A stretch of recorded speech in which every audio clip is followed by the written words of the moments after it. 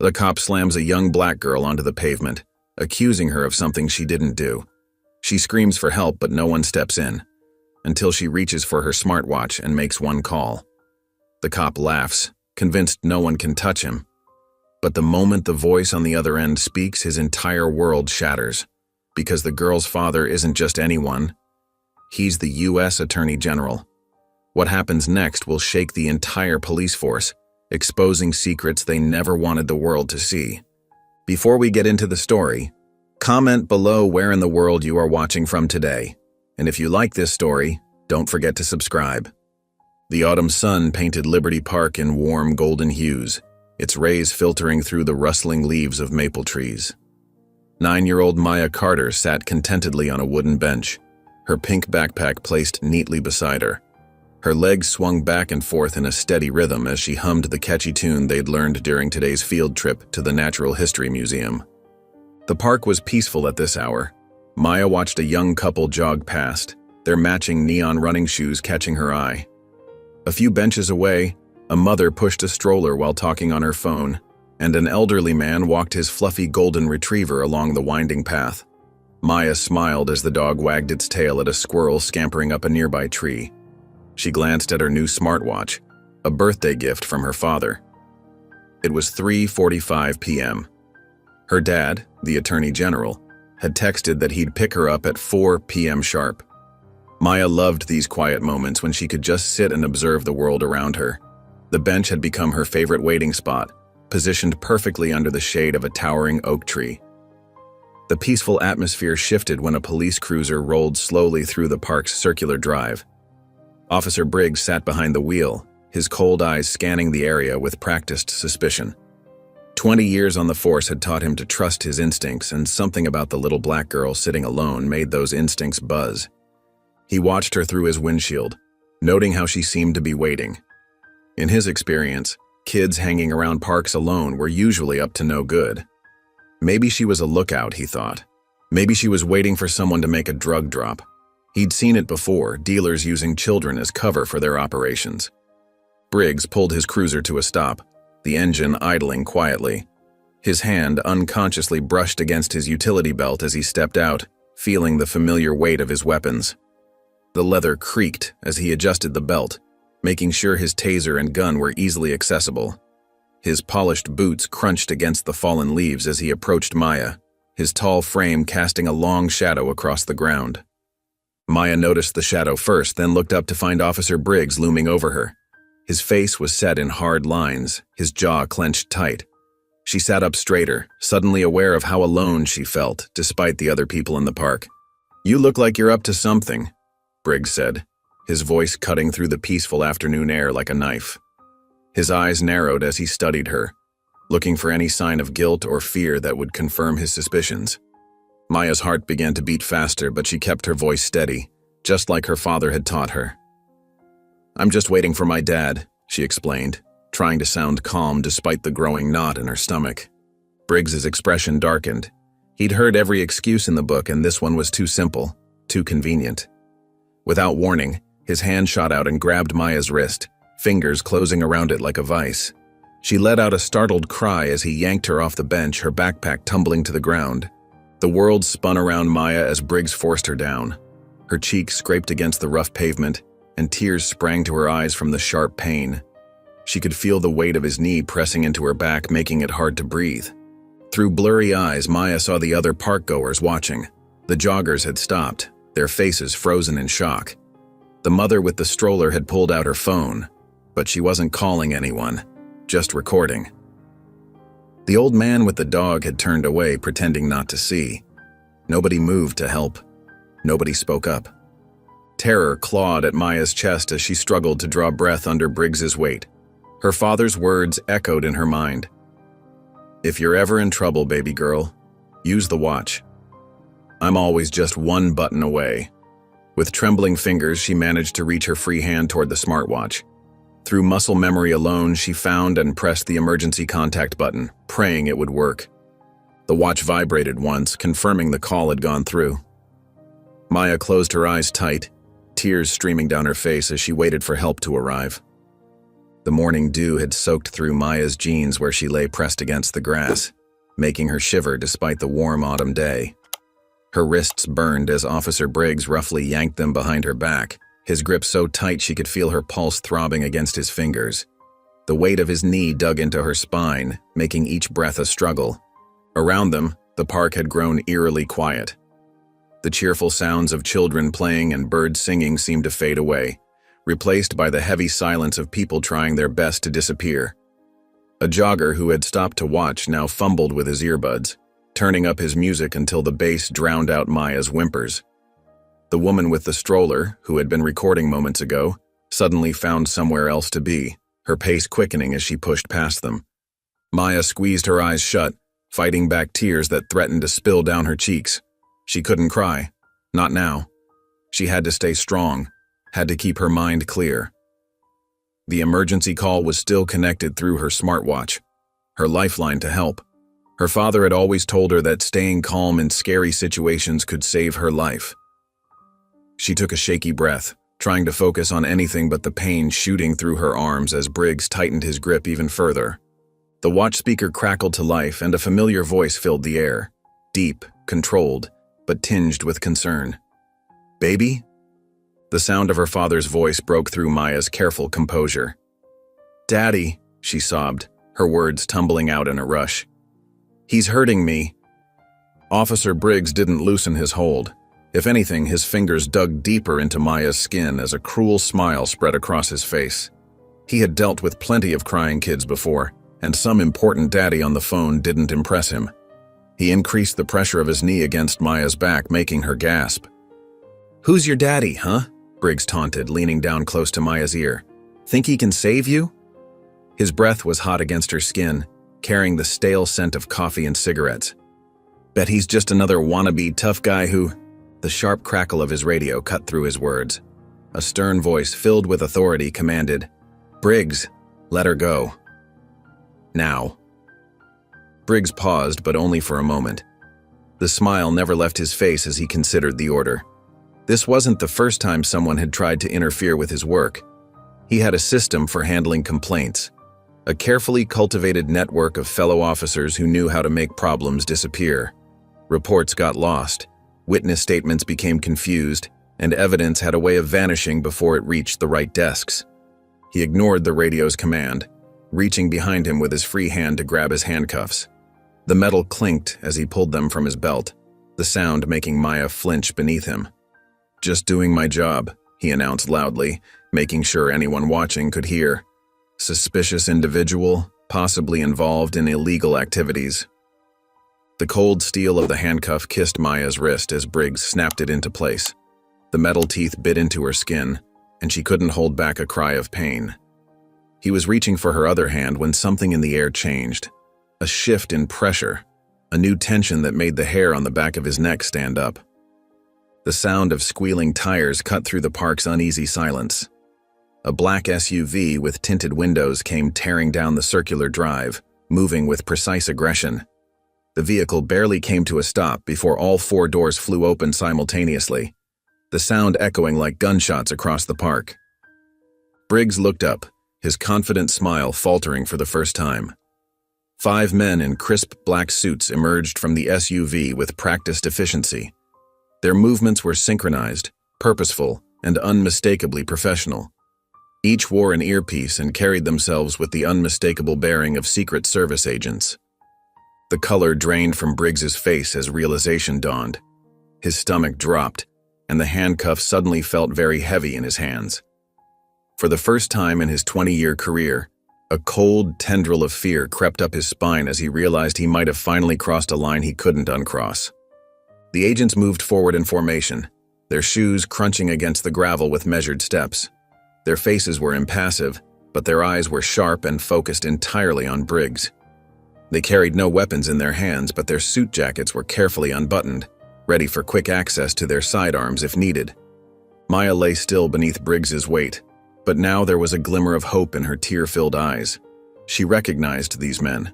They were her father's protection detail, the same agents who had attended her birthday parties, who brought her ice cream after school, who taught her how to spot someone following her. Now they moved toward her with the same protective instinct that had made them her second family.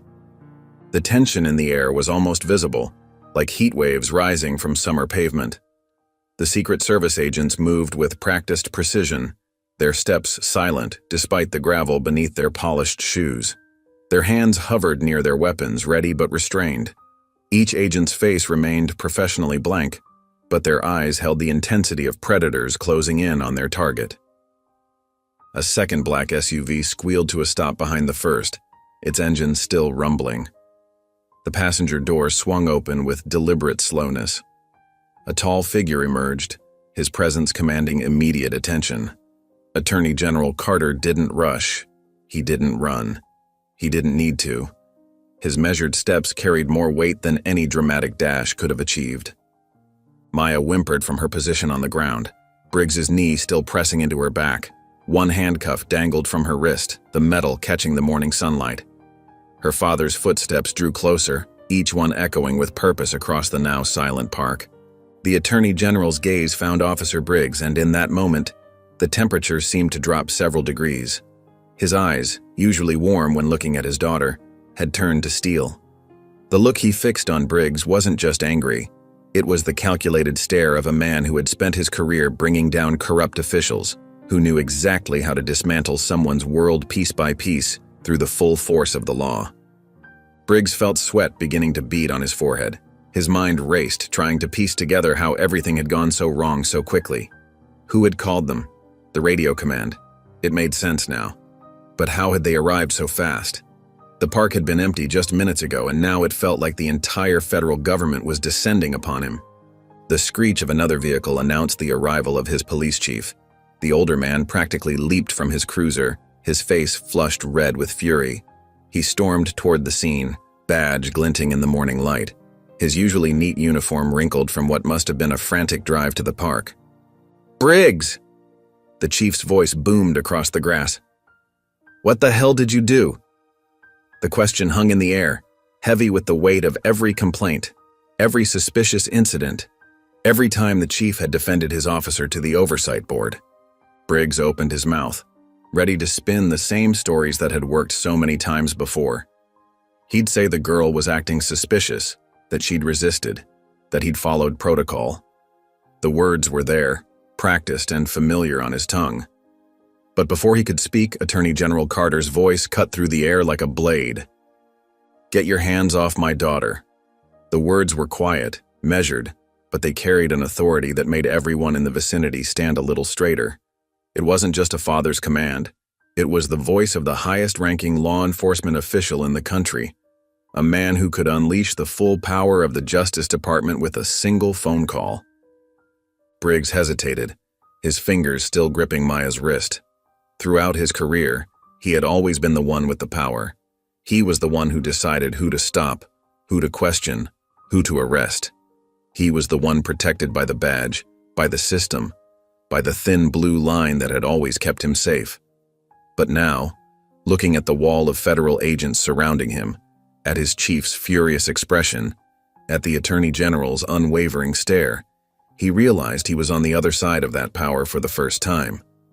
A third vehicle pulled up, an unmarked car that practically screamed FBI. Two agents stepped out, their badges prominently displayed. They moved to flank the Attorney General, completing the circle of federal authority that had formed around Briggs. Under the weight of all those watching eyes, the Secret Service agents with their hands still near their weapons, his chief, whose face had turned from red to purple, the FBI agents documenting every move. Briggs finally released his grip on Maya. His fingers uncurled slowly, leaving red marks on her skin where he had held her. Maya scrambled away from him the moment she was free. She pushed herself up from the grass, her legs shaky but determined. In seconds, she crossed the space between them and threw herself into her father's waiting arms. The Attorney General caught her, holding her tight against his chest. His large hand gently brushed away the dirt that had smeared across her cheek from the pavement. His touch was tender, careful, everything that Briggs's handling of her had not been. Then, still holding his daughter close with one arm, Attorney General Carter turned back to face Briggs. The look in his eyes had changed. The calculated anger was still there, But now it was mixed with something else.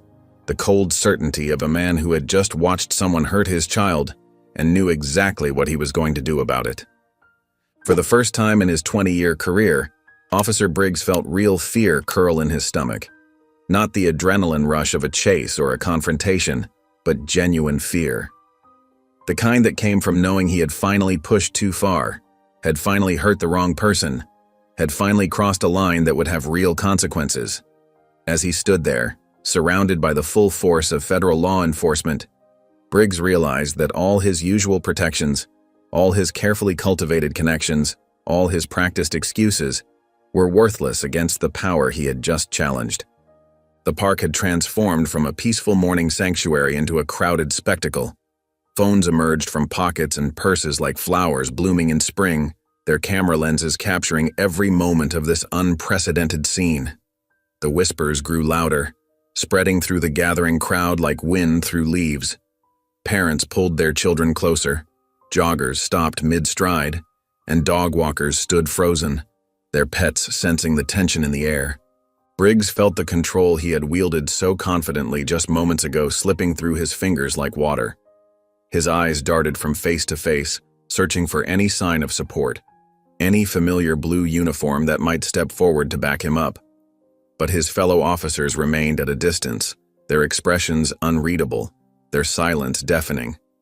The morning sun seemed to shine brighter now, highlighting every detail of this moment, the sweat beading on Briggs's forehead, the dirt on Maya's clothes, the stern faces of the federal agents surrounding them.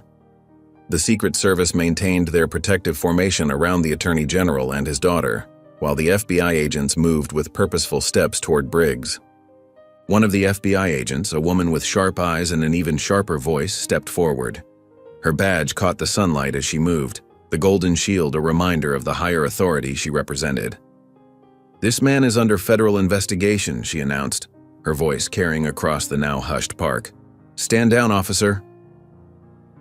The words hung in the air like thunder before a storm. Briggs felt his throat tighten, but he forced out a laugh, a nervous, hollow sound that betrayed his growing fear. "You can't be serious," he said, trying to maintain his usual bravado. But his voice cracked slightly, undermining his attempt at confidence. Attorney General Carter took a measured step forward, still keeping Maya close to his side. His presence seemed to fill the space between them, making Briggs feel smaller with each passing second. "Check his record," Carter instructed, his voice calm but carrying an undercurrent of controlled fury. Another FBI agent, this one holding a tablet, began tapping on the screen. The morning light reflected off the glass as he worked, his fingers moving quickly across the surface. The park fell silent except for the soft sounds of birds and the distant hum of city traffic. Everyone waited, watching as Briggs' truth began to unravel in real time. "File unsealed," the agent announced, his eyebrows rising as he scrolled through the documents. Multiple complaints of racial profiling dating back years, numerous incidents of excessive force, particularly against minority youths. He continued reading, his professional tone doing nothing to soften the impact of each revelation. Evidence tampering in at least 7 cases, suspicious patterns of body cam malfunctions during confrontations. With each word, Briggs felt his carefully constructed world crumbling around him.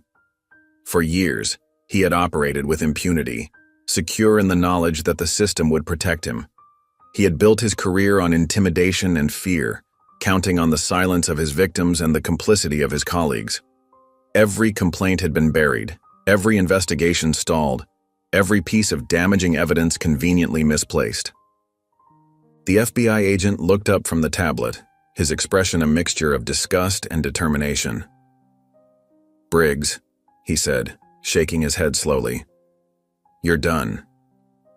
Briggs opened his mouth, ready to deploy the excuses and explanations that had served him so well in the past. He had talked his way out of trouble before. Surely he could do it again. But before he could form the first word, before he could begin spinning his usual tales of justified force and necessary action, the cold metal of handcuffs closed around his wrists with a decisive click. The sensation sent a jolt through his body. His heart pounded against his ribs like a trapped animal trying to escape. This couldn't be happening, not to him. He was supposed to be the one putting the cuffs on others, not wearing them himself. His eyes frantically searched the crowd, looking for help from his fellow officers, but they remained where they were, some looking away, others watching with grim satisfaction as justice finally caught up with one of their own. The system that had protected him for so long now stood silent. The thin blue line he had hidden behind for years had evaporated like morning mist. As the FBI agents began leading him toward their waiting vehicle, Briggs caught sight of Maya, still holding tight to her father's hand. The Attorney General's other hand rested protectively on her shoulder, his stance both comforting and defiant. The irony of the moment wasn't lost on anyone present. For once, it wasn't a black child being led away in handcuffs while parents watched helplessly. Instead, it was Briggs, the officer who had terrorized so many children like Maya, who was being taken into custody, his badge and authority stripped away, his power finally broken. Maya's face was tear-stained but resolute as she watched the man who had hurt her being led away. Her father's presence beside her seemed to give her strength, and she stood a little straighter, her chin lifted slightly. The morning sun caught the tears on her cheeks, making them shine like tiny stars of defiance against all the fear and pain Briggs had tried to inflict. The FBI vehicle's interior felt suffocating to Briggs. The handcuffs bit into his wrists, a sensation he had never truly appreciated until now. Through the tinted windows, he could see the park he had patrolled countless times, but everything looked different from this angle. The same metal restraints he had so carelessly slapped on children's wrists now served as his own prison, each small movement a reminder of his powerlessness. Outside, Maya pressed herself against her father's side, her small fingers gripping his suit jacket as if it were a lifeline. The morning that had started so peacefully now felt heavy with tension. The park's familiar landscape, the wooden benches, the winding paths, the rustling trees, had transformed into something alien and threatening. Her body wouldn't stop shaking, even though she knew she was safe now. Attorney General Carter looked down at his daughter, his expression softening as he studied her face. The fierce protectiveness in his eyes mixed with concern as he gently touched her shoulder. "Are you hurt?" he asked, his voice carrying both tenderness and barely contained rage. Maya paused, considering the question. Her wrists still burned where Briggs had grabbed her, and her cheeks stung from the pavement, but those weren't the wounds that scared her most. She shook her head slowly. "Just scared," she admitted, her voice barely above a whisper. Her father's jaw tightened and he took a deep breath, his chest rising and falling with controlled fury. "Not for long," he promised, the words carrying the weight of both comfort and determination. His hand squeezed her shoulder gently, a reminder that she was protected now. The crowd in Liberty Park had grown considerably. People stood in clusters, their phones raised high, capturing every moment of this unprecedented scene. The morning air filled with the low buzz of conversations, theories, and shocked exclamations. Some recognized the Attorney General. Others pointed at Briggs in the FBI vehicle, but all sensed they were witnessing something significant. The police chief, his face flushed red with embarrassment and stress, pushed through the crowd. His uniform, usually a symbol of authority, seemed to weigh heavily on his shoulders as he approached the Attorney General. Sweat beaded on his forehead despite the mild morning temperature. "Sir," he said, trying to maintain a professional tone, "we can handle this internally."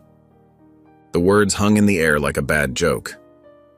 Attorney General Carter turned to face the chief, his movement sharp and deliberate.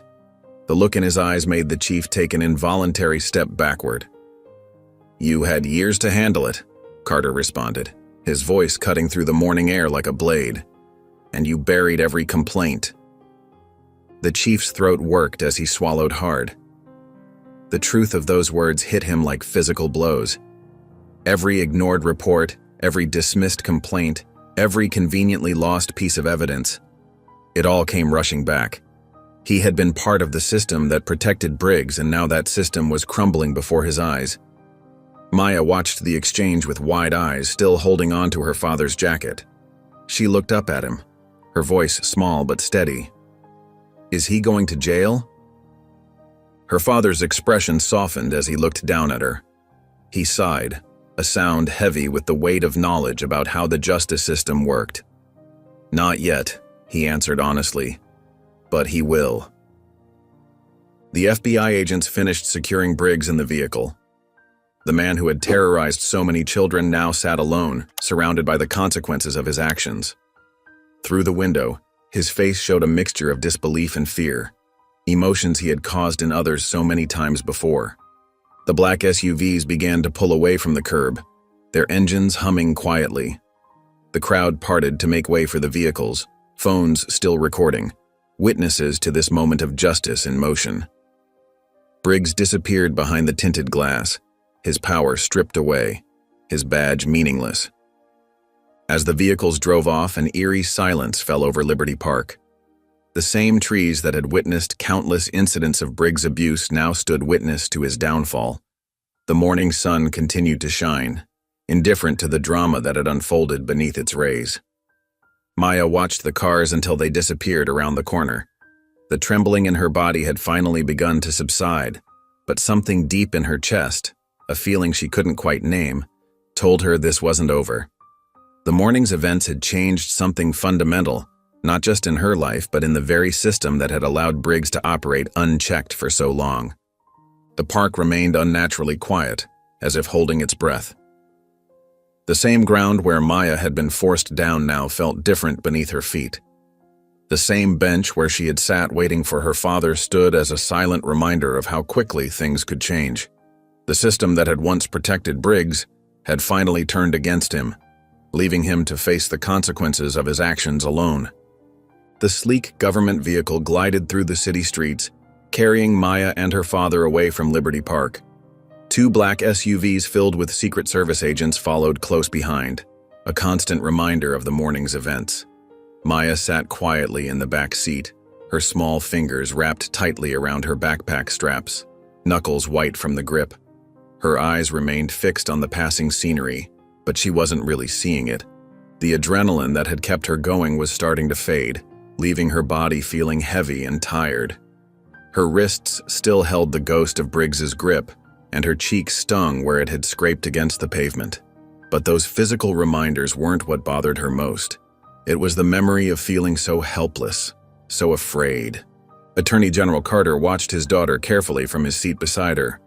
His face, usually composed for the public eye, showed clear concern as he studied her profile. The morning sun streaming through the window highlighted the small scrape on her cheek, and his jaw tightened at the sight. He had spent his career fighting against injustice, but seeing it touch his own child made the battle feel more personal than ever before. "You did the right thing calling me," he said softly, breaking the silence that had settled in the car. Maya swallowed hard, her eyes still focused on the window. "What if I hadn't?"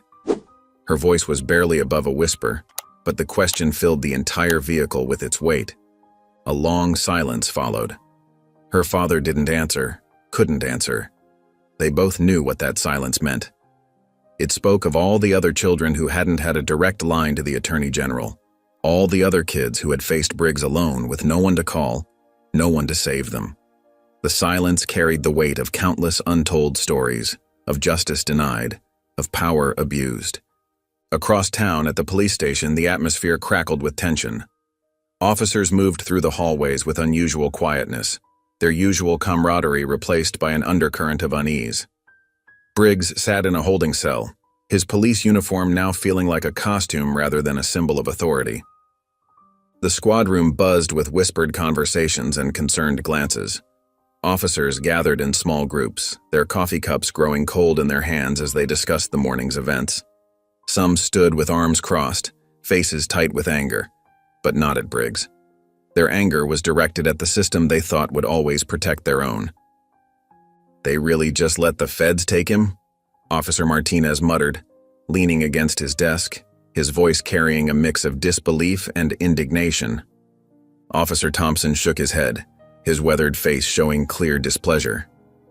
"The Attorney General is making an example of him," he replied, spitting out the words like they left a bad taste in his mouth. "This isn't about justice, it's about politics." In the corner of the squad room, Officer Wells stood quietly, observing the scene before him. As one of the few black officers in the precinct, he had a different perspective on the morning's events. He had seen Briggs in action before, had witnessed the casual cruelty, had heard the whispered complaints that never went anywhere. He had watched as evidence disappeared, as body cam footage went missing, as complaints were buried under paperwork and bureaucracy. Wells didn't feel an ounce of sympathy for Briggs. He had seen this pattern play out too many times before. An officer would cross a line, there would be outrage, promises of investigation, and then nothing. The system would protect its own, and everything would go back to normal. But this time felt different. This time, the victim had been the Attorney General's daughter, and the usual rules didn't apply. In the holding cell, Briggs leaned against the cold concrete wall, his uniform feeling increasingly uncomfortable as sweat soaked through the fabric. His mind raced through scenarios, possibilities, escape routes. He had been in tight spots before, complaints, investigations, even internal affairs. But he had always managed to slip free. The system had always been on his side. But as he sat there, alone in the cell, something felt different. The usual confidence that had carried him through previous incidents was missing, replaced by a growing sense of dread. His fellow officers' angry mutters didn't provide the comfort they usually did. The chief's absence spoke volumes. The familiar machinery that had always worked in his favor seemed to have ground to a halt. Because this time his victim wasn't just another face in the crowd. She wasn't just another complaint to be filed away and forgotten. She was the daughter of the most powerful prosecutor in the country, a man with the authority and resources to tear down the very systems that had protected Briggs for so long. Briggs wiped his sweaty palms on his uniform pants, his breathing shallow and quick. The cell felt smaller with each passing minute, the walls closer, the air thinner. For the first time in his career, he truly understood what it felt like to be on the other side of the bars, to be at the mercy of a system that no longer saw him as one of its own. The next day, the morning news cycle exploded like a storm across every platform. Headlines screamed from TV screens, phones buzzed with notifications, and social media feeds filled with viral videos of the incident. The footage, captured by bystanders at Liberty Park, showed the moment when Officer Briggs had forced Maya to the ground, followed by the dramatic arrival of federal agents and the Attorney General himself. Police officer detained after brutalizing US Attorney General's daughter. Federal investigation into racist policing begins. The headlines blazed across screens everywhere, accompanied by photos of Maya, her father, and Officer Briggs being led away in handcuffs. News anchors dissected every detail, their voices grave as they discussed the implications of what had happened. At Washington Heights Middle School, the usual morning bustle felt different. Teachers gathered in small clusters, their conversations dropping to whispers whenever students passed by. The hallways hummed with unusual energy as kids huddled together, sharing news updates on their phones and discussing what they'd heard from their parents. Maya walked through the school entrance, trying to make herself as small as possible. She wore her backpack high on her shoulders like armor and kept her eyes fixed on the floor. But she couldn't escape the stares. Students stopped mid-conversation to watch her pass. Some pointed, others whispered behind their hands. A few even pulled out their phones, as if hoping to catch something newsworthy. The attention felt suffocating. Maya had always been quiet, preferring to blend into the background. Now she felt like an exhibit in a museum, with everyone studying her every move. Her cheek still bore a faint scrape from the pavement, and she resisted the urge to cover it with her hand.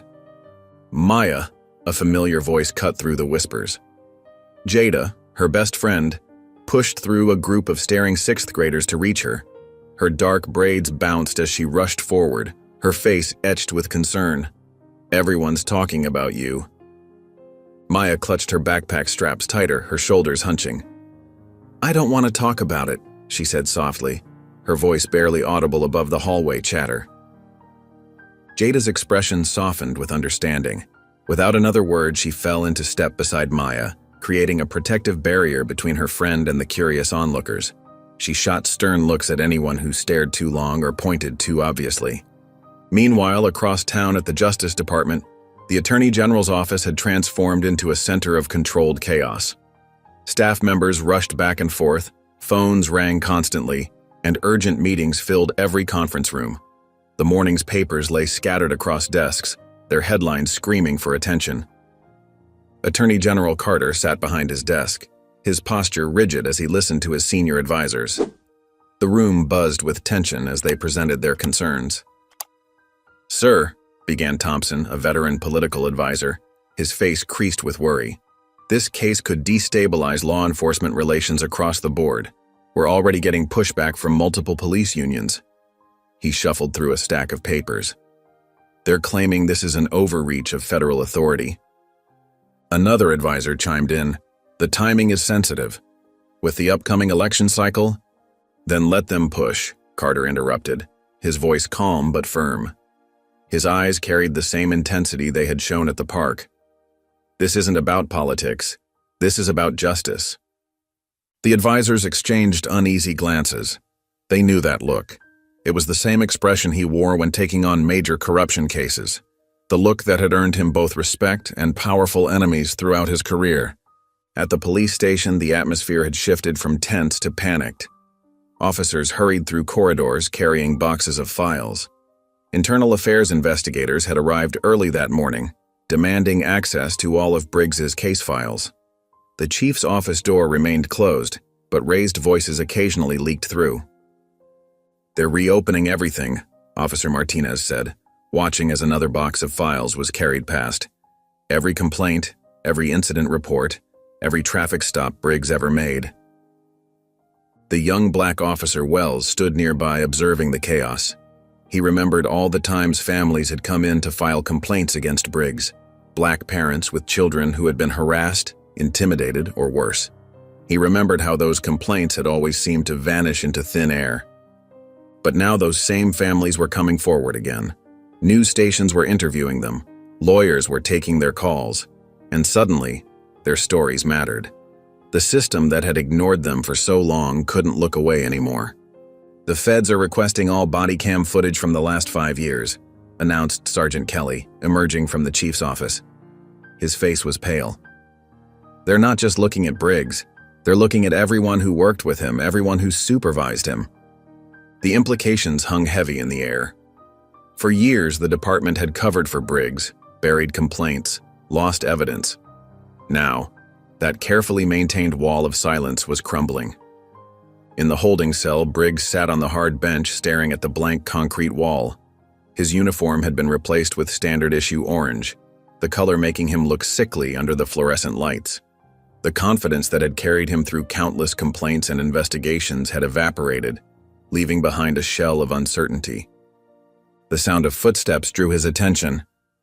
His lawyer, Davidson, appeared at the cell door. The man's usual polished appearance was slightly rumpled, his tie loose and his briefcase overstuffed with papers. But it was his expression that made Briggs's stomach drop. Davidson looked grim. "They're not just investigating you," Davidson said without preamble, his voice low. "They're going after the whole department. Every officer who worked with you, every supervisor who dismissed a complaint, every internal affairs investigator who cleared you." He paused, letting the words sink in. "This isn't going away." Briggs stared at his lawyer, the full weight of the situation finally settling on his shoulders. In all his years on the force, he had never worried about consequences. There had always been someone to cover for him, always a way to make problems disappear. But as he sat in his cell watching his lawyer's defeated expression, he understood. He wasn't getting out of this one. The evening sun cast long shadows through the bulletproof windows of the Carter family's government residence. Maya sat cross-legged on the plush leather couch in their living room, her favorite drawing notebook balanced on her lap. Her colored pencils were scattered across the coffee table, but she couldn't focus on creating anything. Her hand hovered over the blank page, uncertain. 2 Secret Service agents stood guard outside, their dark suits and earpieces visible through the front windows. Another pair patrolled the perimeter of the house. It had been like this since the incident at the park. The security presence doubled, then tripled. Maya's fingers traced the fading scrape on her cheek. The physical mark was healing, but something else lingered. A heaviness that sat in her chest, making even simple things like drawing feel different.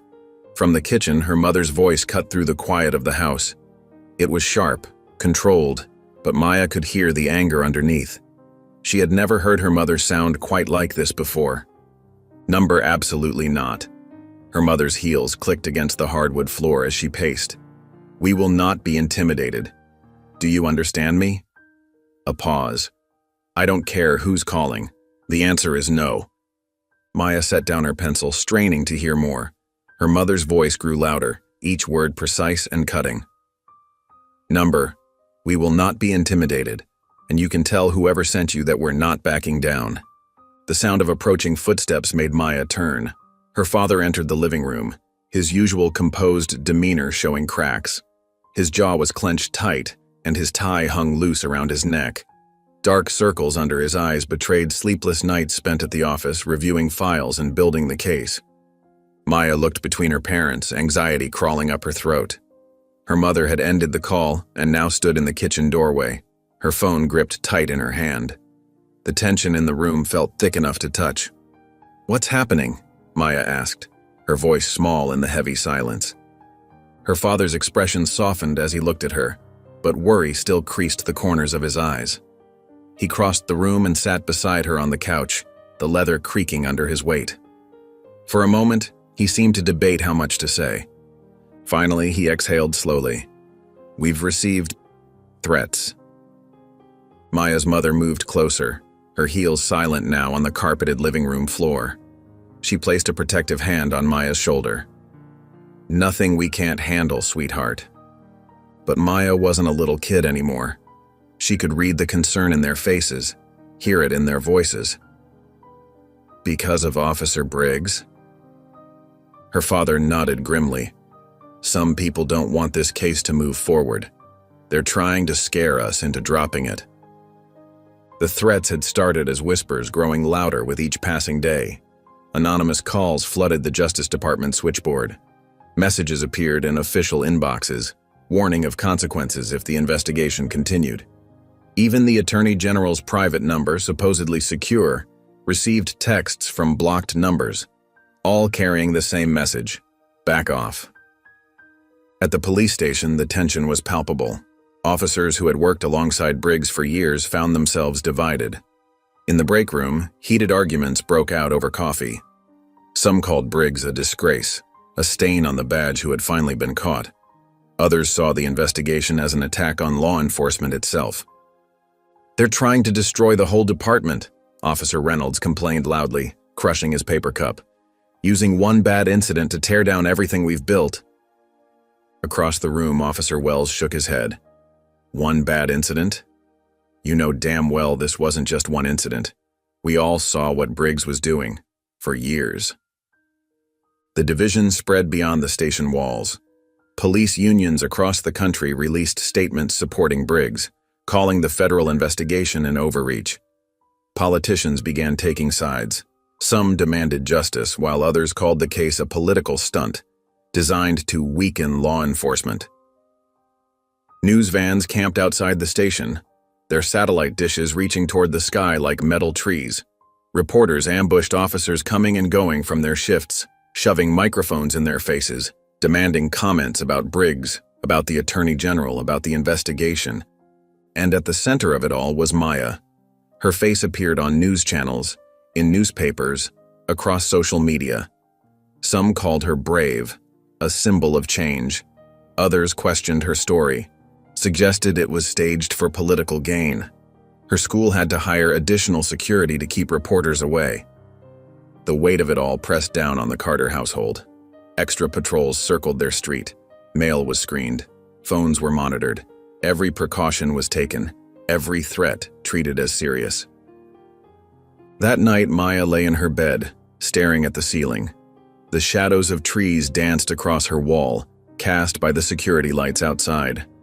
She could hear the quiet footsteps of agents patrolling, their radios occasionally crackling with hushed updates. Sleep felt far away. Every time she closed her eyes, she saw Officer Briggs's face, felt the rough pavement against her cheek. The memory of his knee pressing into her back made her shudder. The house had finally grown quiet. Her parents' voices had stopped drifting up from downstairs. Even the TV news, which seemed to run constantly these days, had been silenced. Then crash. The sound of shattering glass ripped through the night. Maya bolted upright in bed, her heart hammering against her ribs. For a moment, she sat frozen, gripping her blankets. Her bedroom door burst open. Her father stood there, his eyes sharp and alert. He was still in his work clothes, as if he hadn't even tried to sleep. Behind him, she could hear the sudden rush of movement in the hallway. "Maya, stay where you are," he commanded, his voice tense. From downstairs, Secret Service agents shouted to each other. Radios crackled with urgent communications. Heavy footsteps thundered through the house. "Clear the perimeter," a voice called out. "Subject heading east on foot." Maya's mother appeared behind her father, her face pale but composed. "The dining room window," she said quietly to her husband. "They threw something through it." More agents rushed past in the hallway. Maya could hear them coordinating, spreading out to search the property. The security lights outside grew brighter, flooding the neighborhood with artificial day. Through it all, Maya sat in her bed, her heart still racing. She wanted to ask what was happening, but the words stuck in her throat. Her father's phone buzzed. He looked at the screen, his expression darkening. An agent appeared at the door, holding something in a clear evidence bag. "Sir," the agent said, his voice grim, "you need to see this." In the bag was a brick, ordinary except for 2 words painted across its surface in dripping red paint. "Drop it." The brick lay like an ugly accusation in the middle of their pristine living room. Shattered glass glittered across the hardwood floor, catching the light from the security lamps that now flooded their yard. The words "drop it" stared up at them in blood-red paint still wet and dripping. Maya stood frozen in the doorway, her stuffed giraffe clutched tightly against her chest. She couldn't take her eyes off the brick, the way the red paint looked almost like blood in the harsh lighting. Her mother's arms wrapped around her from behind, pulling her close, but even that familiar comfort couldn't stop the trembling in her limbs. The Attorney General stood by the broken window, his shoulders rigid with tension. Glass crunched under his feet as he shifted, studying the jagged hole where their dining room window used to be. His jaw worked back and forth, a telltale sign of barely contained fury that Maya had learned to recognize over the years. Secret Service agents moved through the house with practiced efficiency. Some secured the perimeter, while others photographed the evidence and collected samples. Their radios crackled with updates. Voices kept low and professional despite the urgency of the situation. All clear on the east side. No sign of the suspect on the west perimeter. Checking security footage now. Agent Thompson, the lead agent on their security detail, approached Maya's father. His face remained carefully neutral, but tension lined his eyes. "Sir," he said, his voice steady but firm, "we need to move your family to a safer location. This is a direct threat." Maya felt her mother's arms tighten around her. The thought of leaving their home made her stomach twist. This was where all her books were, where her friends lived nearby, where she felt safe, or used to feel safe before Officer Briggs changed everything. Her father turned from the window. His expression hardened with determination. "No," he said firmly, his voice carrying the same authority it held in courtrooms. "We're not running." "Sir," Agent Thompson persisted, "with all due respect, I said no." Her father's voice cut through the room like steel. "We will not be intimidated, not by Briggs, not by his supporters, not by anyone."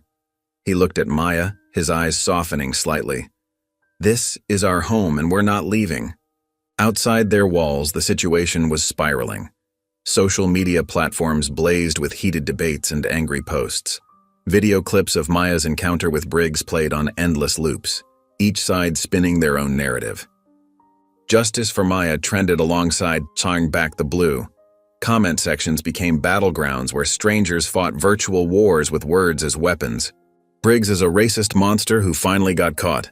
This is what happens when good cops try to do their jobs. The AG is using his daughter for political gain. Finally, someone's standing up to police brutality. The division spilled onto the streets. In front of the courthouse, 2 different crowds gathered. On one side, protesters held signs demanding justice for Maya and other victims of police brutality. Their chants echoed off the building's stone facade. No more Briggs, no more hate. Across the street, a sea of Blue Lives Matter flags waved as counter-protesters showed their support for law enforcement. Their voices rose in response. "Back the blue! Back the blue!" At the police station, the atmosphere grew increasingly hostile. Officers who had worked alongside Briggs for years clustered in corners, their voices low but angry. Some refused to go on patrol, calling in sick or claiming equipment malfunctions.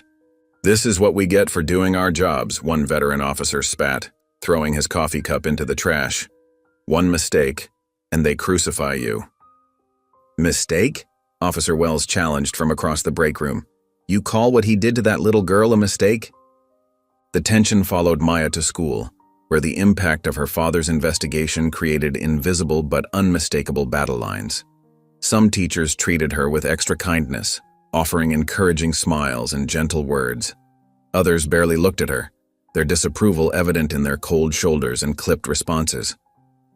During lunch period, Maya sat at her usual table, pushing food around her plate without eating. She could feel the stares, hear the whispers. A boy from her math class walked past, his face twisted with anger he'd clearly learned from home.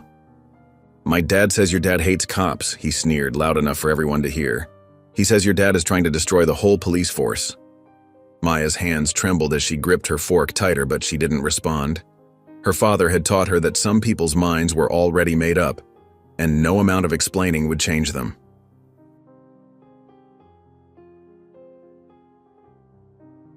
That evening, the Carter household hummed with tension. Maya's father sat in his study, watching the news on a small desktop monitor. The volume was low, but Maya could still hear it from where she stood in the doorway. A police rally filled the screen. Hundreds of officers and their supporters had gathered, many wearing shirts with Briggs' badge number or holding signs declaring his innocence.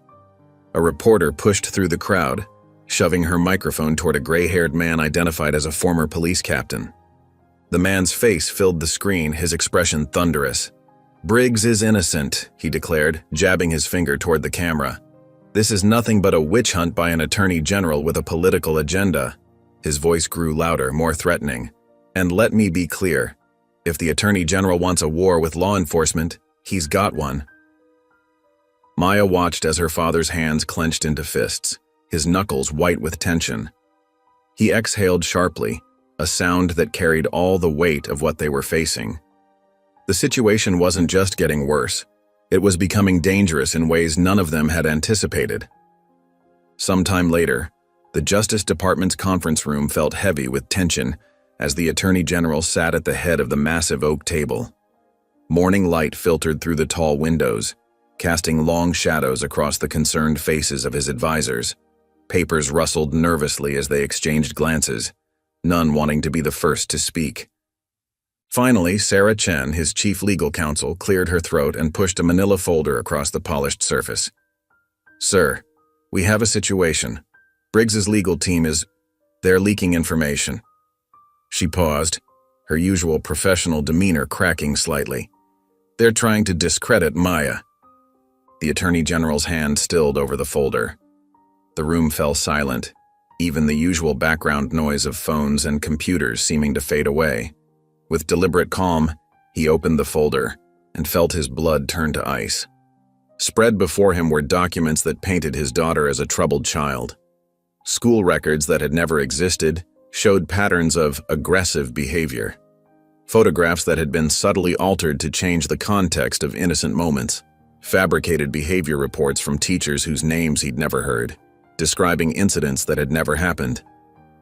"They're trying to make it look like she was aggressive with Briggs," explained Marcus Reynolds, his media strategist, disgust evident in his voice. "They're spinning a narrative that she provoked him, that his response was justified." The Attorney General studied the forged documents, his expression carved from stone. A fabricated counselor's note suggested Maya had anger management issues. Another claimed she had a history of making false accusations for attention. Each page was a carefully constructed lie designed to destroy a 9-year-old girl's credibility. "Sir," Sarah continued, her voice tight with controlled anger, "they're planning to leak these to sympathetic media outlets. They're trying to control the narrative before the trial." The Attorney General closed the folder with precise movements, his face unreadable. The room waited, tension building as he remained silent. When he finally spoke, his voice was quiet, but carried the weight of absolute authority. Shut it down. Meanwhile, across town, Maya's world was crumbling. The hallways of her elementary school, once filled with friendly faces and casual conversations, had become a gauntlet of whispers and suspicious stares. She kept her head down as she walked to class, but she couldn't block out the voices. "She made it all up," a girl whispered loudly to her friend as Maya passed. "My mom saw it on Facebook." "She's trying to get a cop killed," another student declared during recess. "That's what my dad says." "She just wants attention," someone else added. "Like, why else would she make such a big deal about it?" Maya clutched her books tighter to her chest, trying to make herself smaller. The security of having video evidence of what really happened seemed to matter less and less. Somehow people were finding ways to twist even that. In history class, the whispers grew bolder. A boy 2 rows behind her didn't even bother to lower his voice. "My uncle's a cop. He says Briggs is a good officer who's being set up." Jada, sitting next to Maya, whirled around in her seat. Her eyes flashed with anger as she confronted the boy. "Are you kidding me? You saw the video. He tackled her. She was just sitting there." The boy shrugged, unfazed by Jada's outburst. "Maybe he had a reason. You don't know everything that happened." Maya's hands shook as she tried to focus on her textbook. The words blurred before her eyes. Even with clear video evidence, even with witnesses, even with the truth right there for everyone to see, people were still finding ways to twist it into something else. Lunch period became the worst part of her day. The cafeteria, with its long tables and social groupings, felt like a minefield. Groups that used to welcome her now turned away when she approached. Conversations stopped when she walked past, only to resume in hushed tones once she was gone. Maya sat alone at the far end of a table, picking at her sandwich without appetite. She could feel the stares, sense the judgment. Even some teachers seemed different now, their smiles a little more forced, their interactions more cautious. That evening, alone in her room, Maya sat cross-legged on her bed with her tablet. Despite her parents' warnings about avoiding social media, she couldn't help herself. She opened various platforms and immediately saw her name trending. The comments seemed endless, a digital tidal wave of opinions and arguments about her, her father, and the case. Some defended her fiercely, sharing the video and demanding justice. Others questioned every detail, looking for ways to justify Briggs's actions. Why was she alone in the park? What was she wearing? Her father is just using this for political gain. She probably said something to provoke him. Maya stared at the screen, her stomach twisting into knots. The truth was right there, captured on video, witnessed by dozens, and yet people still found ways to deny it, to reshape it, to make it fit their own beliefs. Comment after comment scrolled past, each one either defending her or attacking her, using her name and her story as ammunition in their own battles. She wasn't even a person to them anymore, just a symbol, a talking point, a way to prove their own beliefs right. That was the scariest part. The truth didn't even matter anymore. Reality had become whatever people wanted it to be, twisted and reshaped until it fit their preferred narrative. Even with evidence, even with proof, even with her own lived experience, people would believe what they wanted to believe. Maya's finger hovered over the screen, trembling slightly as she read comment after comment. Her name appeared again and again, but the person they were talking about didn't feel like her anymore. It felt like a character in a story, someone else's version of Maya Carter, shaped by their own biases and beliefs. The tablet's screen grew blurry as tears welled in her eyes. She wanted to scream the truth, to make them understand, to somehow force them to see what really happened. But she was beginning to realize that for some people, the truth didn't matter at all. Inside the dimly lit conference room of the police union headquarters, tension crackled through the air like static electricity. A group of officers sat around a long table, their faces illuminated by harsh fluorescent lights that cast unflattering shadows across their worried expressions. Captain Reynolds, a tall man with graying temples and cold eyes, stood at the head of the table, his presence commanding attention. With deliberate force, Reynolds slammed a thick folder onto the polished wood surface, making several officers flinch. "We need to stop this investigation before it buries all of us." His voice carried the weight of someone who knew too many secrets. Officer Martinez, a younger cop with 15 years on the force, shifted uncomfortably in his chair. His brow furrowed as he spoke up. "Briggs screwed up. We should cut our losses." The words hung in the air like smoke, drawing sharp looks from several veteran officers. Reynolds planted his hands on the table and leaned forward, his shadow stretching across the documents scattered before them. "If Briggs goes down, we all go down." The emphasis wasn't lost on anyone present. Years of covered-up incidents, buried complaints, and twisted reports connected them all like a web of silent guilt. The room fell into a heavy silence. Officers exchanged nervous glances, some adjusting their collars, others staring intently at their hands. The only sound was the quiet hum of the air conditioning and the occasional creak of a chair.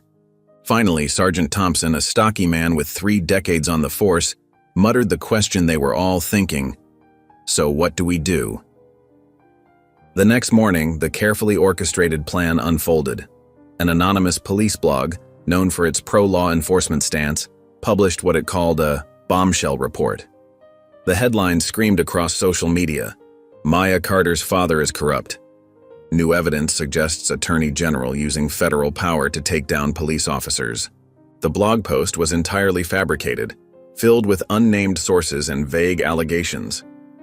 But in the modern media landscape, truth had become secondary to speed. Within hours, cable news networks picked up the story, their talking heads debating the implications of these serious allegations. Politicians, eager to align themselves with law enforcement, began quoting the blog in press conferences and social media posts. "These troubling allegations must be investigated," they declared, giving more credibility to the lies with each mention. The fabricated story spread like wildfire across the internet. Social media amplified it, comment sections exploded with conspiracy theories, and suddenly, the narrative had shifted. The story was no longer about Briggs attacking a 9-year-old girl. It was about her father's supposed vendetta against law enforcement. At Riverside Elementary School, Maya felt the immediate impact of the smear campaign. Her teacher, Mrs. Henderson, who had always been warm and encouraging, now refused to meet her gaze. When Maya raised her hand in class, Mrs. Henderson called on other students. During group assignments, she hurried past Maya's desk without checking her work. The whispers in the hallway grew louder, more pointed. "My dad says her father is trying to destroy the police," one student said loudly as Maya passed. "He's probably working with criminals," another added. Maya kept her head down, trying to focus on her schoolwork, but the weight of the accusations pressed down on her like a physical force. Even the school principal seemed different, watching her with wary eyes when she walked past his office. At the Justice Department, Maya's father sat in his office, watching the lies about him spread across every major news network. His hands were clasped together so tightly his knuckles had turned white. The fury in his eyes was cold, calculated, the rage of a man who understood exactly what was happening. His assistant entered with another stack of news reports and social media analyses.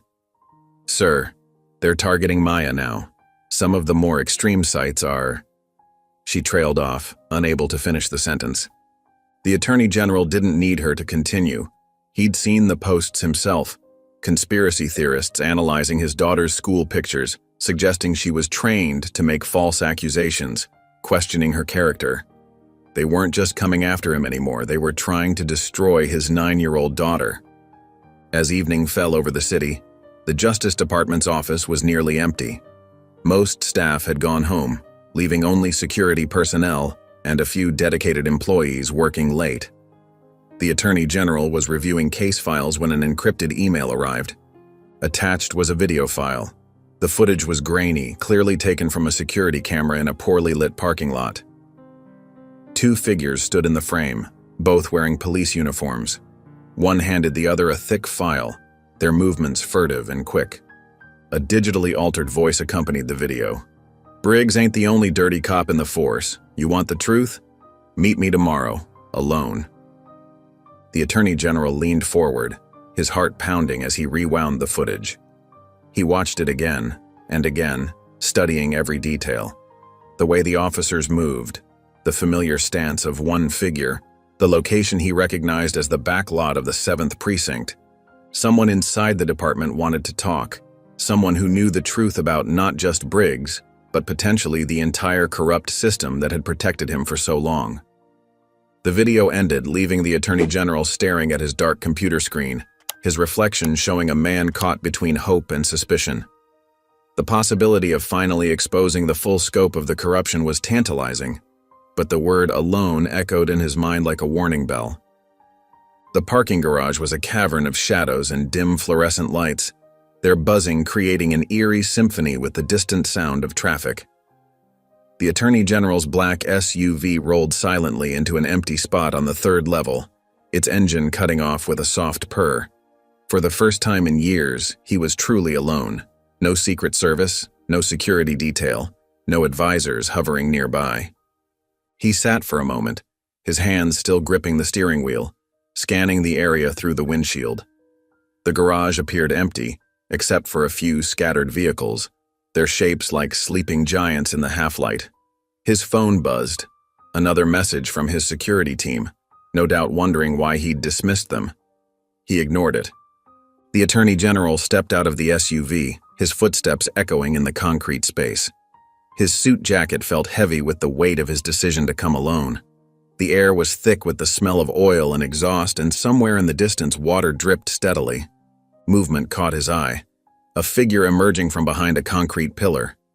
The man wore civilian clothes, jeans, a dark jacket, nothing that screamed, "police officer." But the Attorney General recognized him immediately. The young face, the cautious stance, the way he carried himself, all hallmarks of law enforcement. "You were at the station when Briggs was arrested," the Attorney General said, his voice carrying across the empty space. It wasn't a question. The man nodded, stepping closer into the pool of dim light. "Officer Wells." His voice was steady, but his hands fidgeted slightly at his sides. Up close, the Attorney General could see the toll this meeting was taking on him. Dark circles under his eyes, tension in his jaw, the slight tremor in his movements. Wells glanced over his shoulder before reaching into his jacket. The Attorney General tensed for a moment, but Wells produced only a thick manila folder, its edges worn and creased. "This is everything," he said, extending the folder with a slightly shaking hand. The Attorney General took it, feeling the weight of what he knew must be inside. Opening the folder, he began to scan the contents under the weak garage lighting. His breath caught as he processed what he was seeing. Page after page of buried complaints against officers, reports of excessive force, racial profiling, false arrests, all systematically dismissed or hidden. There were screenshots of deleted body cam footage, internal memos from police brass ordering investigations closed, documentation of evidence being altered or destroyed. The names jumped out at him, not just beat cops, but sergeants, lieutenants, captains, officials he'd seen at community meetings, shaking hands and promising reform, officers who'd been promoted despite dozens of complaints, supervisors who'd helped bury evidence of misconduct. Wells stood quietly, watching the Attorney General process the information. Finally, he spoke, his voice barely above a whisper. "Sir, this doesn't stop with Briggs." The Attorney General continued scanning the names, his jaw tightening with each familiar one he encountered. High-ranking officials, powerful cops with political connections, officers who'd been lauded as heroes in the press while their victims suffered in silence. Wells exhaled shakily, running a hand through his hair. "The department is infected," he said, glancing around the garage again, "and they'll do anything to keep it that way." The Attorney General's grip tightened on the folder, the papers crinkling slightly under his fingers. The implications of what he held were staggering. This wasn't just about one racist cop who'd attacked his daughter. This was evidence of systemic corruption, a cancer that had spread throughout the entire department. Moving forward with this would mean more than taking down Briggs. It would mean declaring war on an entire system of power and privilege that had protected its own for generations. The threats, the intimidation, the smear campaigns, they would pale in comparison to what would come next. Wells shifted nervously, checking his watch. "I should go," he said quietly. "They can't know I was here." He turned to leave but paused, looking back at the Attorney General. The young officer's face showed both fear and determination, the expression of someone who knew they were risking everything for what was right. The Attorney General stood alone in the garage, the damning folder heavy in his hands. Above him, the fluorescent lights continued their endless buzzing, casting harsh shadows across the concrete floor. In the distance, a car horn honked, a reminder of the city continuing its normal rhythm, unaware of the earthquake that was about to shake its foundations. The Attorney General's home office was bathed in the warm glow of his desk lamp, casting long shadows across the walls lined with law books and family photos. The thick manila folder lay open before him, its contents spread across the polished wooden surface. Each page told a story of corruption that went deeper than he'd imagined. False reports carefully crafted to protect abusive officers, documentation of destroyed evidence, internal memos ordering investigations closed without cause. His eyes burned from hours of reading, but he couldn't stop. The names jumped out at him. Officers he'd met at community meetings, captains who'd smiled and promised reform, supervisors who'd built careers on maintaining the status quo. All of them complicit in a system designed to protect its own at any cost. The sound of small footsteps in the hallway made him look up. Maya stood in the doorway, still in her pajamas decorated with cartoon stars, her hair slightly mussed from trying to sleep. Her eyes were wide with concern as she watched her father. "Daddy?" Her voice was soft, hesitant. The Attorney General's face softened at the sight of his daughter, though the exhaustion remained etched in the lines around his eyes. Papers rustled as he shifted in his chair, turning slightly to face her. Maya took a small step into the office, her bare feet silent on the carpeted floor. Her gaze flickered between her father's tired face and the scattered documents on his desk. She understood more than most 9-year-olds would. She had to, after what happened to her. "Are you going to stop them?" she asked, her voice carrying both hope and worry. The Attorney General pushed his chair back slightly and opened his arms. Maya crossed the room and climbed onto his lap, settling against his chest like she used to when she was younger. He pressed a gentle kiss to the top of her head, breathing in the familiar scent of her strawberry shampoo. "I have to," he said quietly, his arms tightening protectively around her. The weight of the evidence before him, combined with the weight of his daughter in his arms, made the decision both harder and easier. Harder because he knew what it might cost them, easier because he knew what it would cost everyone if he didn't act. Across town, in the stark fluorescent lighting of the police union headquarters, a very different scene was unfolding. Captain Reynolds stood at the head of a long table, his face twisted with rage as he processed the latest information. Around him, other high-ranking officers shifted uncomfortably in their seats, their faces pale with the realization of what was happening.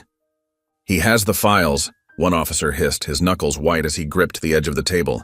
The words hung in the air like smoke, choking the room with their implications. Reynolds's fist came down hard on the table, making coffee cups rattle and papers jump. "Then we make sure he can't use them," he growled, his voice carrying the dangerous edge of a man who had everything to lose.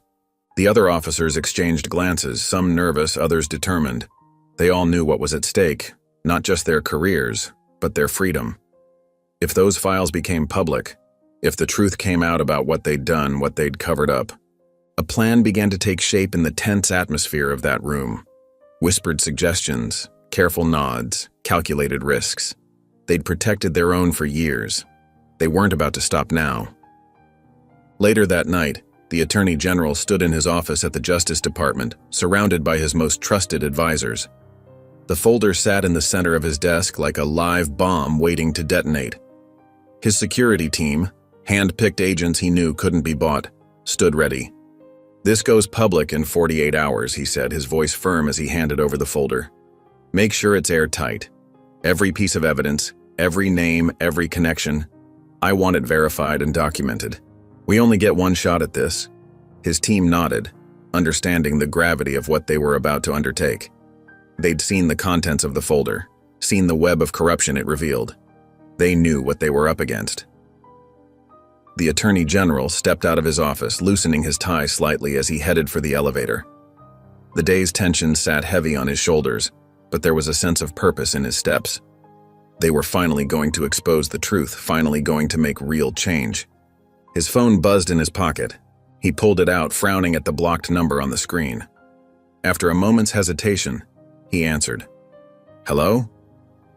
The voice that came through was distorted, mechanical, impossible to identify. But the words were crystal clear, cutting through the static like a knife. "Drop it, or you'll never see your daughter again." The Attorney General's hand tightened on the phone, his knuckles turning white. The threat hung in the air, each word a hammer blow against his heart. In his mind, he saw Maya's face, felt her small body in his arms just hours ago. The thought of anything happening to her. But he also saw the faces of countless other children, children who looked like Maya, children who'd been terrorized by officers like Briggs, children whose parents didn't have the power to protect them, children who needed someone to finally stand up and say enough. The morning sun filtered through the windows of Maya's school, casting long shadows across the freshly waxed hallway floors. Maya clutched her backpack straps tightly as she made her way through the corridor, trying to keep her head high despite the weight pressing down on her shoulders. The familiar sounds of lockers clanging and students chattering filled the air. But there was something different about it today. Something darker. The whispers seemed louder than usual, like hissing snakes following her every step. Groups of students huddled together, their eyes tracking her movement, their conversations dropping to hushed tones as she passed. "That's her. Did you see what they're saying about her dad?" "My parents say he's trying to destroy the police." Maya kept walking, focusing on the sound of her sneakers against the floor. One step at a time. That's what her father had taught her. Just keep moving forward. But as she rounded the corner toward her classroom, her path was suddenly blocked. A group of older students, 6th and 7th graders, formed a wall across the hallway. Their faces weren't friendly. Tommy Martinez, a 7th grader known for causing trouble, stood at the center. His phone was held out in front of him like a weapon, screen glowing with what looked like a news article. His lips curled into a sneer that made Maya's heart skip a beat. "Guess your dad doesn't care about cops, huh?" Tommy's voice carried through the hallway, drawing more attention from passing students. He waved his phone in Maya's face. Maybe he shouldn't have made enemies. Maya's stomach twisted into knots. The corridor suddenly felt too small, too crowded. She could feel dozens of eyes on her, watching, waiting. Some students had their phones out, probably recording. The weight of their stares made her skin crawl. "I just want to get to class," Maya said, trying to keep her voice steady. She attempted to step around the group, but they shifted to block her path again. "What's wrong?" another boy taunted. "Not so brave without your daddy's bodyguards around?" Maya's hands trembled slightly, but she gripped her backpack straps tighter, trying to draw strength from the pressure. She thought about what her father would say, what he would do. But before she could decide on her next move, someone shoved her backpack hard from behind. The force knocked the bag off her shoulder, sending it crashing to the floor. Books, pencils, and papers scattered across the hallway tiles. The sound of laughter echoed off the walls as Maya watched her belongings slide in different directions. Mrs. Henderson, her English teacher, stood just a few feet away at her classroom door. Their eyes met for a brief moment. Maya saw the conflict on her teacher's face, the hesitation. But Mrs. Henderson simply turned away, stepping back into her classroom without a word. The silence of the adults' retreat hurt more than the shove. Maya felt tears threatening to form, but she blinked them back hard. She wouldn't cry. Not here. Not in front of them.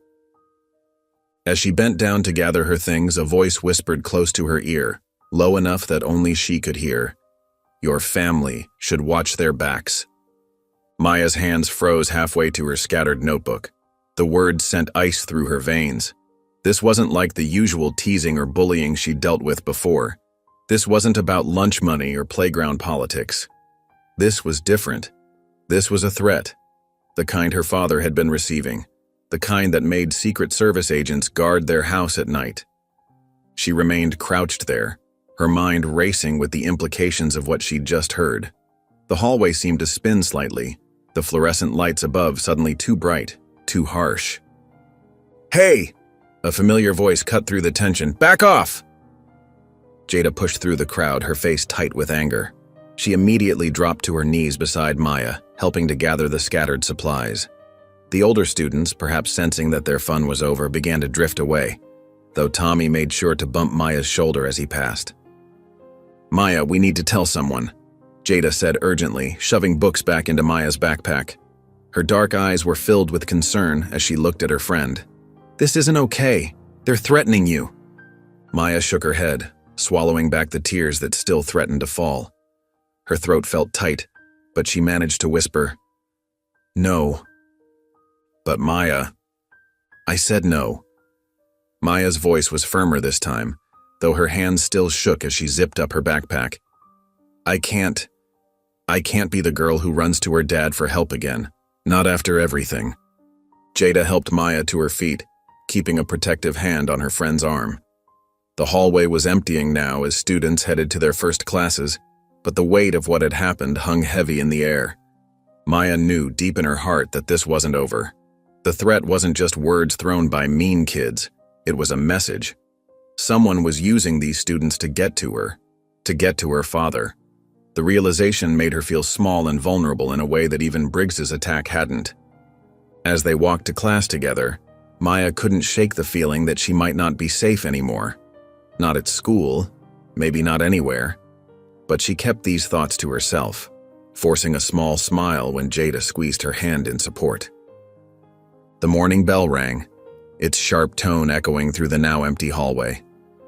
Maya took her seat in class, but she couldn't focus on the teacher's words. All she could think about was the whispered threat and the growing fear that this was just the beginning. The evening cast long shadows through the dining room windows of the Carter residence. The smell of pot roast filled the air, but the usual warmth of family dinner was replaced by a heavy tension.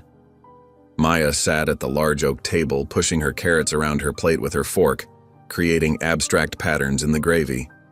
Her father's papers were spread across the other end of the table, evidence files, testimonies, and photographs that would expose years of police corruption. He had been reviewing them all day, preparing for tomorrow's press conference that would shake the entire department to its core. Maya watched him adjust his reading glasses, his forehead creased in concentration. The weight of what he was about to do seemed to add years to his appearance. The lines around his eyes were deeper, his shoulders slightly hunched from hours of preparation. Dad, Maya said softly, setting down her fork. The metal clinked against the china plate, drawing both her parents' attention. Maybe we should stop. The Attorney General paused, carefully placing his own fork beside his barely touched dinner. His expression grew serious as he studied his daughter's face. Why? Maya's fingers twisted in her lap, her eyes dropping to the tablecloth. The threat from school still echoed in her mind, mixing with all the other warnings they'd received. The brick through their window, the anonymous calls, the hostile stares from people who used to smile at them. What if they come after us? Her voice was barely above a whisper, but in the quiet dining room, it carried like a shout. Her mother's sharp exhale cut through the silence. She set down her water glass with more force than necessary, causing small ripples to dance across its surface. They already are. The truth of those words hung heavy in the air. Maya's mother reached across the table, covering her daughter's hand with her own. Her wedding ring caught the light, the diamond sparkling despite the somber mood. Sweetheart, her mother continued, her voice gentle but firm. Running away now won't make us safer. It will only tell them that threats work. The Attorney General stood up, walking around the table to kneel beside Maya's chair.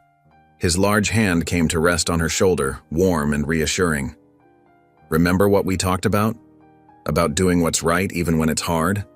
Maya nodded slowly, remembering all their conversations about justice, about standing up for what you believe in. Her father had always taught her that true courage wasn't about not being afraid. It was about doing what needed to be done despite the fear. I know it's scary, he continued, his voice soft but steady. But if we back down now, Briggs and everyone like him will keep hurting other children, other families, and they'll know they can get away with it. Meanwhile, across town at the police station, a different kind of family dinner was taking place. In a dimly lit conference room, several officers huddled around a table littered with coffee cups and takeout containers. These were Briggs' allies, men and women who had too much to lose if the truth came out. Officer Martinez, a veteran with 20 years on the force, leaned forward in his chair. His face was illuminated by the harsh fluorescent lights above, casting sharp shadows across his features. "If we can't shut him up, we can ruin him." The words hung in the air for a moment before he reached into his briefcase. He pulled out a thick manila folder, its edges worn as if it had been handled many times. With deliberate slowness, he slid it across the table's surface. The folder contained what looked like official documents, financial records, internal memos, witness statements. But every single page was fabricated, carefully crafted lies designed to destroy the Attorney General's credibility. False bank statements showing suspicious deposits, doctored emails suggesting abuse of power, manufactured testimonies from non-existent whistleblowers claiming he had used his position to target police officers for personal vendettas. Captain Reynolds picked up one of the documents, his eyes scanning the detailed forgery. "This is good work. Very good." He looked up at the others gathered around the table. "How fast can we get this out?" "I've got contacts at 3 major news networks," another officer replied. "They're hungry for anything that could discredit him, especially after all this anti-police rhetoric." The group spent the next few hours planning their attack, making calls to sympathetic journalists, preparing to release their poison into the media bloodstream. By the time they finished, the sun had long since set and their coffee had gone cold. The next morning arrived with the harsh buzz of the Attorney General's phone. The vibration was so intense it nearly fell off his bedside table. He reached for it, squinting at the screen. 27 missed calls, dozens of text messages, all from the past hour. His heart rate quickened as he sat up in bed. Something was wrong. Very wrong. He grabbed the TV remote, clicking on the morning news. The screen flickered to life, and his heart stopped. The headline banner stretched across the bottom of the screen in bold red letters. "Breaking: U.S. Attorney General under investigation for alleged abuse of power." The news anchor's voice filled the room, professional and detached as she detailed the shocking allegations against him. Documents suggesting financial misconduct. Witnesses claiming he had manipulated evidence. Accusations that his crusade against police corruption was actually a personal vendetta. He heard footsteps in the hallway and turned to see Maya standing in the doorway. She was still in her pajamas, her hair mussed from sleep. Her eyes were fixed on the TV screen, growing wider as she read the headline. Her small hand gripped the doorframe so tightly her knuckles turned white. The look on her face, a mixture of fear, guilt, and dawning understanding, made his heart ache. They were coming for them just as she had feared, but not with bricks through windows or threatening phone calls. They were coming with something far more dangerous, lies wrapped in the appearance of truth, designed to destroy everything her father had built. The morning sun struggled to penetrate the thick, bulletproof glass of the Carter residence windows. The house felt different now, less like a home and more like a fortress. Secret Service agents stood at attention in the hallways, their earpieces occasionally crackling with hushed communications. The usual sounds of morning routine had been replaced by the steady rhythm of footsteps as agents patrolled the perimeter. Maya sat curled up on the living room couch, her school tablet untouched beside her. She hadn't been to class in 3 days, not since the threats had escalated. Her teachers sent her work electronically, but she could barely focus on fractions and vocabulary when her whole world seemed to be crumbling around her. Her mother's heels clicked against the hardwood floor as she paced back and forth. The usually composed woman now showed clear signs of strain. Her designer suit was slightly wrinkled, and her normally perfect hair had escaped its neat bun in places. She held her phone in a white-knuckled grip, scrolling through news headlines with increasing agitation. "They're not just trying to discredit you," she said, her voice tight with worry as she turned to face her husband. "They want to bury you." She thrust the phone toward him, showing yet another damaging headline. The Attorney General stood by the window, his silhouette framed against the morning light. He looked tired, the kind of bone-deep exhaustion that came from fighting a battle on multiple fronts. His suit jacket was draped over a chair, his tie loosened, small signs of the pressure he was under. He rubbed his forehead, a gesture Maya had seen more frequently in the past few days.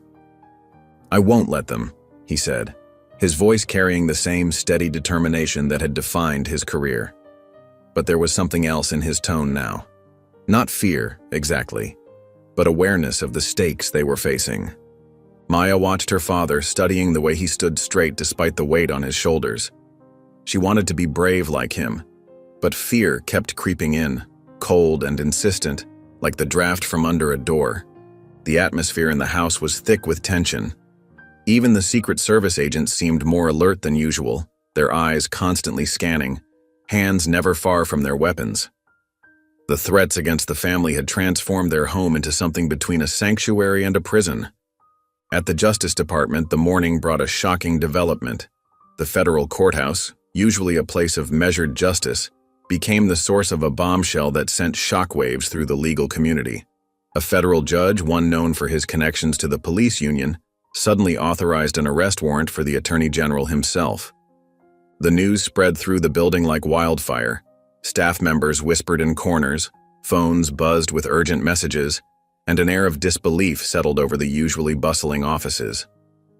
One of the Attorney General's closest advisors, Sarah Chen, practically ran through the corridors, her usual professional composure forgotten in the urgency of the moment.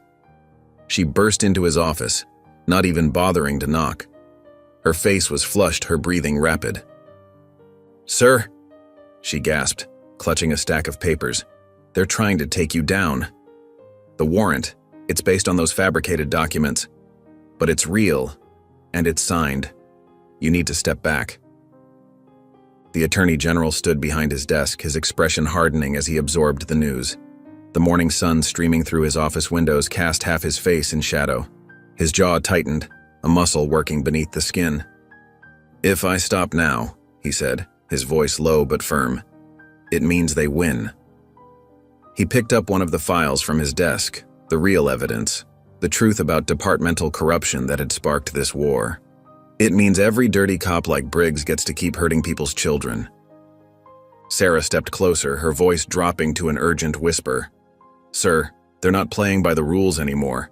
This isn't just about your career. They could actually put you in jail. Think about Maya." At the mention of his daughter's name, something flickered across his face. A father's pain warring with a prosecutor's determination. Meanwhile, in a holding cell across town, Officer Briggs sat on his narrow bunk, eyes fixed on the small television mounted high on the wall. The news coverage of the warrant brought a slow, vicious grin to his face. His weathered features, usually set in a scowl, lifted with malicious satisfaction. The department was protecting him after all, just like they always had. The system he'd relied on for so long was working its magic, turning the tables on the man who dared to challenge it. From his cell, Briggs watched as the carefully orchestrated plan unfolded exactly as his allies had promised.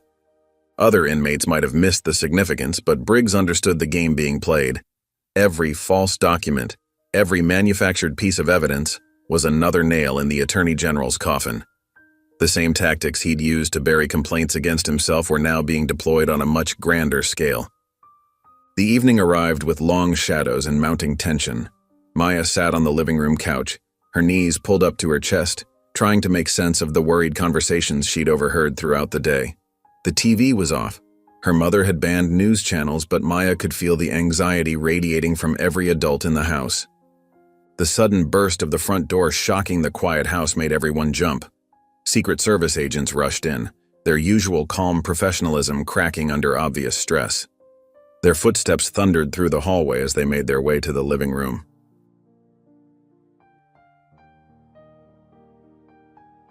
"Sir," one of them called out, his voice urgent, "they're coming to arrest you." Maya's father stood in the center of the room, somehow maintaining his composure even as chaos erupted around him. He remained still, his expression unreadable as he processed the news. The room seemed to hold its breath, waiting for his response. Maya felt her heart pounding as she slid off the couch. She moved to her father's side, her small hand gripping his sleeve. The fabric of his suit felt familiar and safe, like it always had. But nothing else felt safe anymore. "Daddy," she whispered, her voice trembling. "What's happening?" For the first time that day, her father's carefully maintained composure softened. He knelt down to her level, his movements gentle despite the urgency of the moment. His warm hands cupped her face, and she could see in his eyes all the love and worry he'd been trying to hide. "Whatever happens next," he whispered, his voice steady despite everything, "don't be afraid." Hours later, the black SUVs rolled up to Maya's home with silent menace, their headlights cutting through the gathering dusk. The setting sun painted the sky in shades of orange and purple, but there was nothing beautiful about this evening. One by one, federal agents in tactical gear emerged from the vehicles, their movements precise and practiced. Their dark uniforms and stern expressions made them look like shadows come to life. From her perch at the upstairs window, Maya watched it all unfold like a nightmare she couldn't wake up from. Her small hands gripped the curtain so tightly her knuckles turned white. The fabric felt rough against her palms, giving her something real to hold on to as her world crumbled around her. The street below had transformed into a media circus. News vans lined the curb, their satellite dishes reaching toward the darkening sky. Reporters clustered behind hastily erected barriers, their cameras already rolling, hungry for the spectacle they knew was coming. Their excited chatter drifted up to Maya's window, making her stomach churn. Her father stood at the front door, a pillar of strength even now. He had changed into his best suit, dark navy, crisp white shirt, his favorite red tie. He looked exactly like the Attorney General of the United States should look, even in this moment. His back was straight, his chin lifted, showing no fear despite what was about to happen. The Secret Service agents who had protected their family for so long stood on either side of him. Maya could see the tension in their shoulders, the way their hands hovered near their weapons. They were waiting for orders, torn between their duty to protect and the knowledge that this arrest was, technically legal, even if it was based on lies. Maya felt her mother's arms wrap around her from behind, warm and secure. The familiar scent of her perfume, vanilla and jasmine, wrapped around Maya like a comfort blanket. Her mother's hands trembled slightly as she held her daughter, but her voice remained steady. "It's okay, baby," she whispered, her breath warm against Maya's ear. He knew this would happen.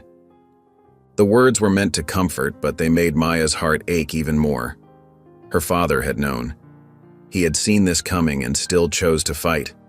Still chose to stand up against the corruption, against the lies, against the people who thought they could hurt children and get away with it. The lead federal agent separated himself from the group, walking up the manicured path to their front door. His footsteps seemed to echo in Maya's ears, each one bringing them closer to the moment she dreaded. The warrant in his hand looked like nothing more than a piece of paper, but Maya knew it carried the weight of all their enemies' lies. The agent's voice cut through the evening air, formal and detached. "Mr. Attorney General, you are under arrest for abuse of power, obstruction of justice, and unlawful targeting of law enforcement personnel." A collective gasp rose from the crowd of reporters. The charges hung in the air like poison. Maya wanted to scream that they were lies, that her father was the good guy, that he was trying to protect people. But her voice seemed trapped in her throat. Her father's response was silence. No protests, no arguments, no pleas. He simply held his hands out in front of him, wrists together, allowing them to place the handcuffs on him. The metal clicked shut with a sound that seemed to echo through Maya's entire body. Camera flashes exploded like lightning, illuminating the scene in harsh bursts of light. The reporters began shouting, their voices overlapping in a cacophony of accusations disguised as questions. "Did you fabricate evidence? Are you corrupt? Is this political revenge?" Each question felt like a physical blow to Maya. She watched as the agents led her father away, his head still held high. He looked nothing like the man who read her bedtime stories, who helped her with homework, who kissed her forehead every morning before leaving for work. Now he looked like what they were trying to make him, a criminal. Maya pressed her face into her mother's chest, unable to watch anymore. Her whole body shook with sobs she tried to hold back. The fabric of her mother's blouse grew damp with her tears. In her mind, one thought kept repeating, growing louder with each echo. They won. They won. They won. Through the window, she could hear the SUV's engine start. The sound forced her to look up one last time, just in time to see her father disappearing behind the dark tinted glass. The vehicle pulled away from the curb, taking her father with it. Maya's throat felt tight as she whispered to herself, her voice barely audible even in the quiet room. Number not yet. The words tasted like defiance on her tongue. Even as tears streaked her cheeks, even as her heart felt like it was breaking, something inside her refused to accept defeat. She wasn't giving up. Not now. Not when her father had risked everything to do what was right. The reporters continued shouting outside, their voices carrying through the windows. The flashing cameras kept going off like fireworks, lighting up the growing darkness. But Maya barely noticed them anymore. Her eyes remained fixed on the spot where the SUV had disappeared, carrying her father away to face the consequences of standing up for what was right. Hours later, Maya sat in the living room of the safe house, surrounded by thick curtains and reinforced windows. The room felt more like a prison than a sanctuary, with its heavy furniture and stale, recycled air. Secret Service agents patrolled outside, their shadows passing across the windows at regular intervals like clockwork. The constant reminder of danger made her skin crawl, and even the soft hum of the air conditioning seemed to carry threats. Every TV channel seemed to be discussing her father. News anchors debated his guilt with practiced outrage, their voices filling the room despite Maya's mother repeatedly trying to lower the volume. The talking heads traded accusations like they were discussing a movie plot rather than real people's lives. Sources say the Attorney General fabricated evidence. Questions arise about his fitness for office, a pattern of targeting law enforcement. Breaking news on the corruption scandal. Maya's hands clenched into tight fists, her nails digging into her palms until little half-moons appeared in her skin. The lies felt like physical blows, each one striking deeper than the last. These people didn't know anything. They hadn't seen Briggs's face when he threw her to the ground, hadn't noticed the cruel satisfaction in his eyes. They hadn't felt the concrete scraping their skin or tasted the dirt and fear. They hadn't experienced the terror of being helpless while wearing a badge hurt you, while other officers stood by and watched. Her mother paced the room like a caged tiger, phone pressed to her ear, speaking in hushed tones with their lawyers. The strain showed in the dark circles under her eyes and the tension in her shoulders. She hadn't slept properly since they'd arrived at the safe house 3 days ago, surviving on coffee and nervous energy. Every time the phone rang, she jumped as if expecting more bad news. Maya watched her mother's worried face and felt something shift inside her. A determination, hard and bright as steel, settled in her chest. If no one else would fix this mess, she would. She had to. Her father had always taught her that staying quiet in the face of wrongdoing made you part of the problem. Late that night, after her mother had finally fallen into an exhausted sleep on the living room couch, Maya crept down the hallway. Her bare feet made no sound on the carpet, and she held her breath passing the security station where an agent dozed in his chair. The living room was dark, except for the blue glow of electronics and the occasional sweep of headlights from the security vehicles outside, casting strange shadows on the walls. The government laptop sat on the coffee table like a beacon of hope. Maya's heart pounded against her ribs as she opened it, the soft click of the lid seeming impossibly loud in the quiet house. Her father had taught her about computer security, probably more than he should have, but he'd always believed in preparing her for anything. She knew his passwords, knew how to access his private accounts, knew the back doors he'd created just in case. He'd always said knowledge was power. Now she would use that power to save him. Her fingers trembled slightly as she typed out the email. To Carter Wells. Subject: I need your help. The cursor blinked at her, waiting.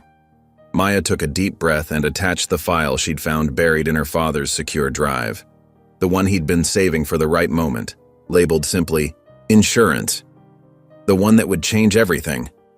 She'd watched it once, and the contents had made her understand why her father had been so careful to hide it. She hit send before she could second-guess herself, before the voice of doubt could talk her out of it. The soft whoosh of the sent email seemed to echo in the silent room. Across town, Officer Carter Wells sat at his desk in the empty precinct, doing paperwork to avoid going home to an empty apartment. The fluorescent lights buzzed overhead, and the coffee in his cup had long since gone cold. His phone buzzed with the new email notification, the screen illuminating his tired face. When he saw the sender, his hand froze above the screen. The Attorney General's private email account, but he knew the man was in custody, which meant… Wells hesitated, his finger hovering over the delete button. Getting involved had already cost him nearly everything. His fellow officers barely spoke to him now, except to whisper "rat" when he passed. Some had made threats, leaving notes in his locker and slashing his tires. Opening this email could make things even worse. He could lose his badge, his pension, maybe even his life. But he thought of Maya's face that day in the park, of her terror as Briggs pressed her into the concrete. He thought of all the other children who hadn't had someone powerful enough to fight back. He thought of his own silence over the years, and how it weighed on his conscience like lead. He opened the email. The video file downloaded quickly, the progress bar filling with painful slowness. When he pressed play, his office filled with voices he recognized all too well. The footage was raw, unedited body cam video from multiple officers' cameras. But it wasn't just Briggs this time. This was bigger, much bigger than one corrupt cop. There was Captain Reynolds speaking openly about covering up complaints. There were high-ranking officers discussing how to fabricate evidence against the Attorney General. There were meetings in back rooms, deals made in parking garages, money changing hands. There was proof, undeniable proof, of everything. The whole corrupt system laid bare in high definition. Back in the safe house, Maya closed the laptop and leaned back against the couch, her heart still racing, but now with anticipation rather than fear. The soft click of the lid closing felt like sealing a pact. She didn't know exactly what would happen next. She couldn't predict how this would all play out, or who would stand with them when the truth came to light. But she knew one thing with absolute certainty. It wasn't over. Not by a long shot. And this time, they were going to hear her. Not just as the Attorney General's daughter, but as someone who refused to let injustice win, who wouldn't back down even when the whole world seemed against her. The truth was out there now, traveling through digital space, impossible to stop or contain. Like a stone dropped in still water, the ripples would spread. And when they did, everything would change. The corrupt system that had protected people like Briggs would crumble, and something better would rise from its ashes.